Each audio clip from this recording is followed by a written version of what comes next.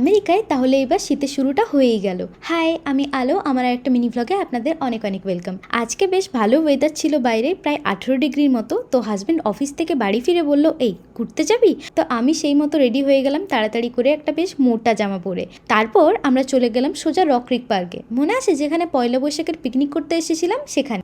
একটু না বেশ ভালোই ঠান্ডা ছিল কিন্তু, আর তার সাথে ছিল এই বেশ মিষ্টি একটা রোদ। শীতকালে ইন্ডিয়ার বাড়িতে এরকম দুপুরে ভাত খেয়ে বাইরে বাবা খাট পেতে দিত আর রোদে শুয়ে বেশ রোদ পোয়াতাম।